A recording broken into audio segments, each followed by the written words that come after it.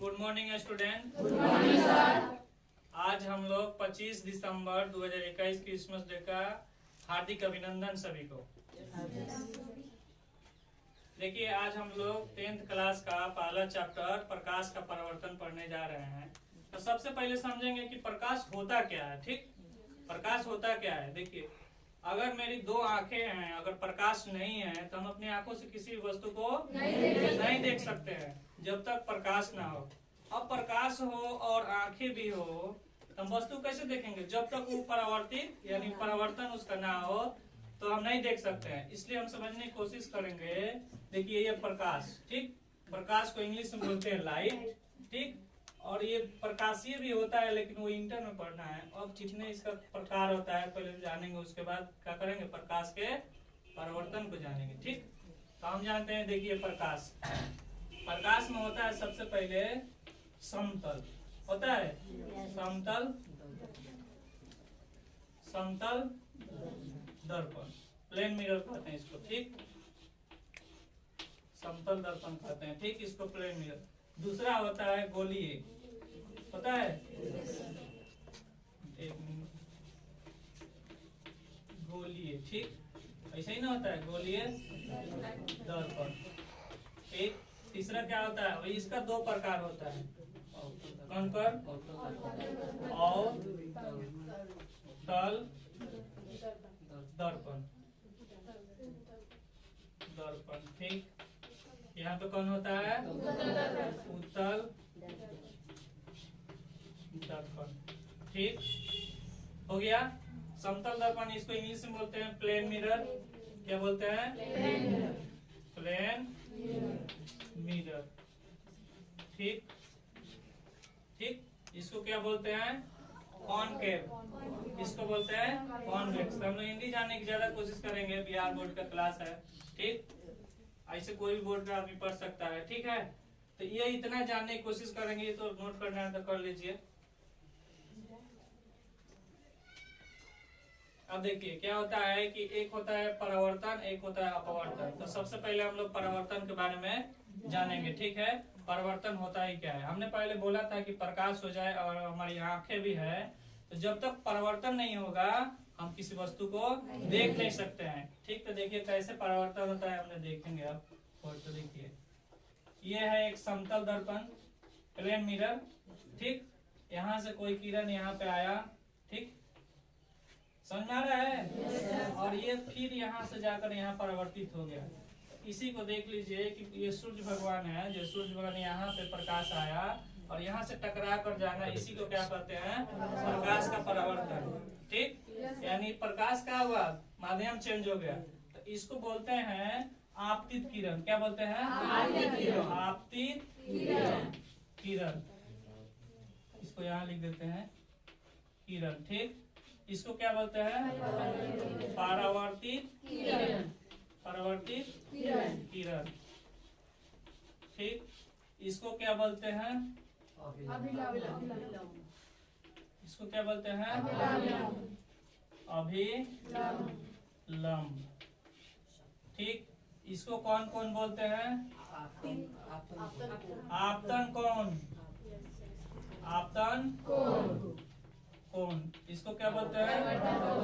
परावर्तन कोण। अब देखिए, इतना तो बात हो गया। इसका दो नियम होते हैं। ठीक, इसका दो नियम होते हैं। एक होता है, सबसे पहले क्या होता है, परिवर्तन के दो नियम देखिए, हम लिखते हैं। एक मिनट,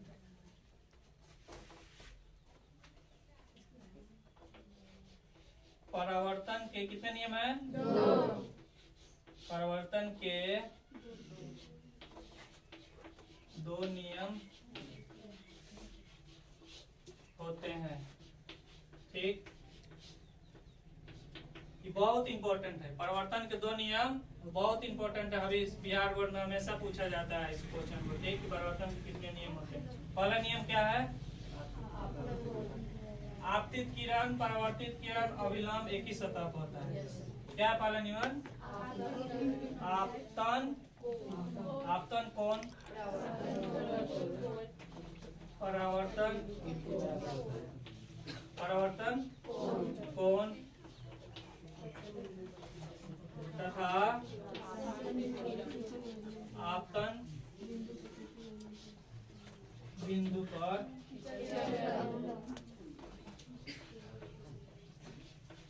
खींचा गया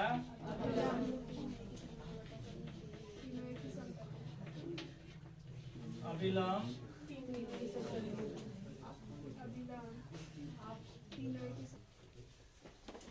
देखिए अभी हमने ये चित्र बनाया है जो ये कौन सा है, प्लेन मिरर है यानी समतल दर्पण है। ठीक, समतल दर्पण पर कोई भी किरण आता है आपतित करता है और वही जो लौटता है परावर्तित कर उसी को क्या कहते हैं, इस प्रक्रिया को क्या कहते हैं, इस प्रक्रिया को कहते हैं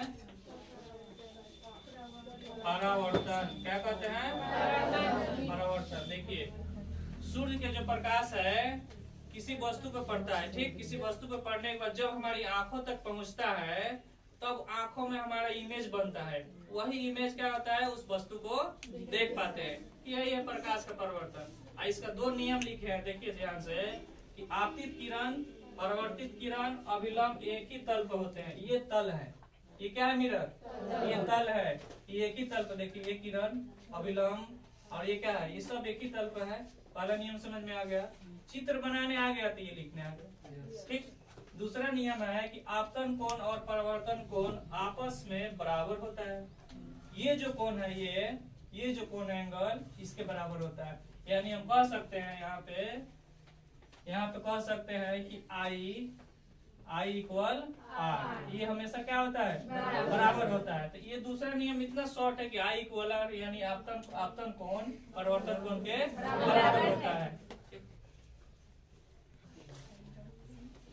देखिए ये जो हुआ, जो दर्पण समतल दर्पण है, ये गोलीय दर्पण। तो गोलीय दर्पण दो प्रकार का होता है, एक होता है अवतल दर्पण, दूसरा होता है उत्तल दर्पण।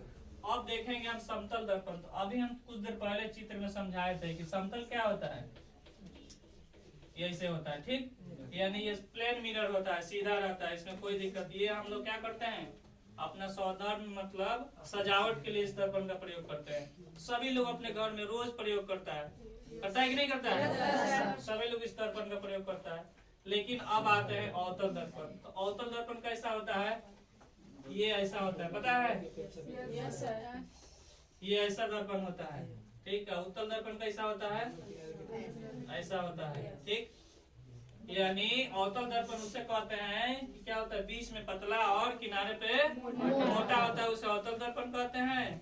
अब ऐसा दर्पण जो किनारे पर पतला होता है और बीच में मोटा होता है उसे उत्तल दर्पण कहते हैं। तो तीनों बात समझ में आ गया। अब जानेंगे इसका प्रयोग। ठीक, अब इसका प्रयोग क्या में करते हैं, ये समतल दर्पण का, प्लेन मिरर का, इसका प्रयोग करने हैं अपने सौंदर्य को सजाने में, चेहरा को देखने में ना। ये बात समझ में आ गया। अब इस गोलीय दर्पण में दो दर्पण है अवतल, इसको कहाँ प्रयोग करते हैं,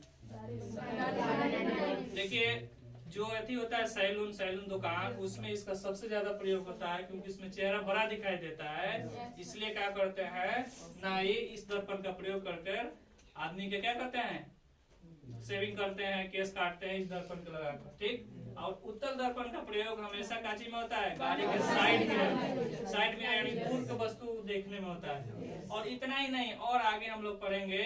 ठीक, देखिए हम अभी उपयोग लिख दिए हैं, इधर ध्यान दीजिए। समतल दर्पण का उपयोग, ठीक, समतल दर्पण का आप क्या क्या चीज में उपयोग करते हैं। ठीक, इसको तो बारे में पहले बता चुके हैं, प्लेन मिरर इंग्लिश में बोलते हैं। अब सौंदर्य में या चेहरा देखने में दोनों एक ही बात है। सौंदर्य यानी सजावट में लोग अगर रोज चेहरा देखते हैं, सुंदर देखते हैं, कैसे है, जरूरी भी अपना चेहरा देखना और अच्छे से रखना। ठीक, दूसरा है सोलर लाइट में और पेरिस्कोप। पेरिस्कोप जानते हैं क्या होता है, पनडुब्बी जहाज जो होता है उसके अंदर लगाया जाता है, एक ऐसा नाल रहता है, हम बता देते हैं। यहाँ पे पेरिस्कोप देखिए ऐसे होता है।